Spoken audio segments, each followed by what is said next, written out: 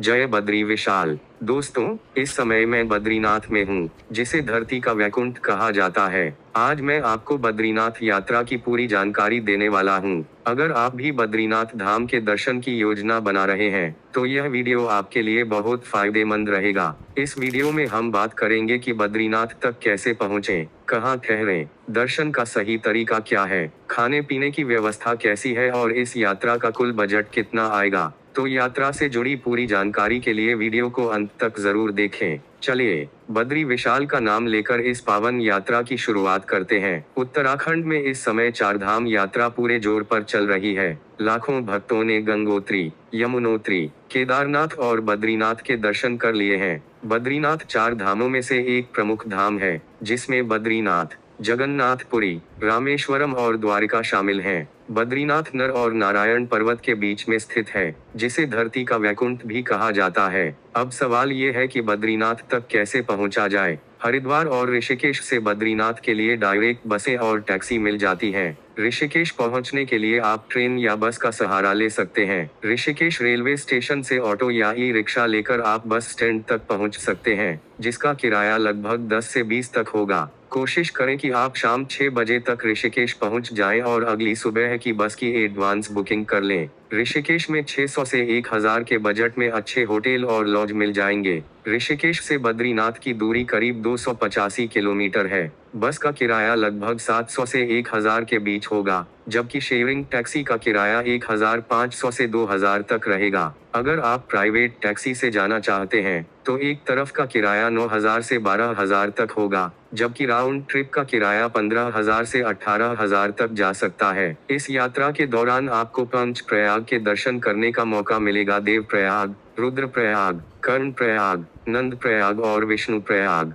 देवप्रयाग में भागीरथी और अलकनंदा का संगम देखने को मिलेगा, जहां से मां गंगा की पावन धारा शुरू होती है। इसके बाद श्रीनगर, रुद्रप्रयाग, कर्णप्रयाग और नंदप्रयाग के बाद आप जोशीमठ पहुंचेंगे। अगर रात हो जाती है, तो जोशीमठ में भी रुकने की अच्छी व्यवस्था है। यहाँ से आगे गोविंद घाट होते हुए आप बद्रीनाथ पहुंचेंगे। अगर आप पहले केदारनाथ के दर्शन करके बद्रीनाथ जाना चाहते हैं, तो सीतापुर बस स्टैंड से बसें मिल जाएंगी। हाटा, गुप्तकाशी, अगस्त मुनि और रुद्रप्रयाग होते हुए आप बद्रीनाथ पहुंच सकते हैं। केदारनाथ से बद्रीनाथ की दूरी करीब 217 किलोमीटर है। अब बात करते हैं बद्रीनाथ में रुकने की। बद्रीनाथ बस स्टैंड से मंदिर की दूरी लगभग 1 किलोमीटर है। धर्मशालाओं का किराया डबल बेडरूम के लिए 1000 से 1200, ट्रिपल बेडरूम के लिए 1200 से 1500 और 4 बेडरूम के लिए 2000 से 2200 के बीच होगा। वहीं होटलों में डबल बेडरूम 2000 से 2500, ट्रिपल बेडरूम 3000 से 3500 और 4 बेडरूम 3500 से 4000 के बीच मिल जाएंगे।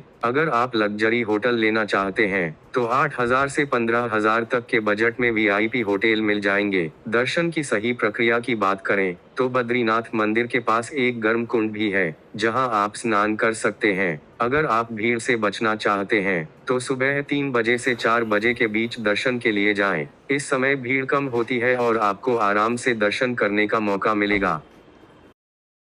अगर आप दर्शन के लिए लेट हो जाते हैं, तो लाइन लंबी होती जाएगी और आपको दर्शन करने में 5 से 6 घंटे भी लग सकते हैं। मंदिर परिसर में मोबाइल ले जाना अलाउड है, लेकिन बद्रीनाथ जी की फोटो खींचना सख्त मना है। अगर आप ऐसा करते हैं, तो आपका मोबाइल जमा किया जा सकता है। लाइन में लगकर जैसे ही आप मंदिर में प्रवेश करेंगे, बद्रीनाथ जी के अद्भुत रूप के दर्शन करेंगे और आशीर्वाद प्राप्त करेंगे। बद्री विशाल आपके सभी मनोकामनाएं जरूर पूरी करेंगे। यह मंदिर बहुत ही दिव्य और अलौकिक है। हर किसी की इच्छा होती है कि जीवन में कम से कम एक बार इस पवित्र धाम के दर्शन जरूर करें। सच में आप बहुत ही भाग्यशाली हैं कि इस पावन धाम के दर्शन करने का मौका आपको मिला है। मैं बद्री विशाल से प्रार्थना करता हूं कि आपकी सभी इच्छाएं पूरी हों। बद्रीनाथ मंदिर परिसर में अन्य देवी देवताओं के मंदिर भी हैं। आप वहां भी दर्शन जरूर करें। मंदिर परिसर में कुछ समय बैठने से आपको अद्भुत शांति और सुकून महसूस होगा। अगर आप मंदिर की आरती में शामिल होना चाहते हैं या अभिषेक कराना चाहते हैं, तो मंदिर परिसर में ही एक ऑफिस बना हुआ है। वहां से टोकन लेकर आप अपनी श्रद्धा के अनुसार पूजा में शामिल हो सकते हैं। इसके लिए कुछ निर्धारित शुल्क भी होते हैं। अगर आप हेलीकॉप्टर से बद्रीनाथ की यात्रा करना चाहते हैं, तो देहरादून के साहस धारा हेलीपैड से हेलीकॉप्टर सेवा मिलती है। राउंड ट्रिप का चार्ज लगभग 6,500 से 8,500 प्रति व्यक्ति है। आप इसकी बुकिंग उत्तराखंड टूरिस्ट केयर की ऑफिशियल वेबसाइट से कर सकते हैं। अब बात करते हैं रजिस्ट्रेशन की। बद्रीनाथ यात्रा के लिए रजिस्ट्रेशन अनिवार्य है। जगह जगह आपका रजिस्ट्रेशन चेक किया जाएगा। आप उत्तराखंड टूरिस्ट केयर की वेबसाइट से ऑनलाइन रजिस्ट्रेशन कर सकते हैं। आप व्हाट्सएप पर भी यात्रा लिखकर भेज सकते हैं। वहां से जो स्टेप मिलेंगे उन्हें फॉलो करके रजिस्ट्रेशन पूरा करें। रजिस्ट्रेशन पूरा होने के बाद आपको पीडीएफ फॉर्म मिलेगा, जिसे डाउनलोड कर सकते हैं। जहां भी रजिस्ट्रेशन चेक हो वहां इसे स्कैन करवा सकते हैं। अगर आप ऑफलाइन रजिस्ट्रेशन कराना चाहते हैं तो हरिद्वार या ऋषिकेश में करा सकते हैं। हालांकि वहां भीड़ होने के कारण 6 से 7 घंटे लग सकते हैं। मई तक के लिए रजिस्ट्रेशन बंद है, इसलिए यात्रा से पहले लेटेस्ट अपडेट जरूर ले लें। मेरी सलाह यही रहेगी कि ऑनलाइन रजिस्ट्रेशन करें। इससे आपको लाइन में नहीं लगना होगा और समय भी बचेगा।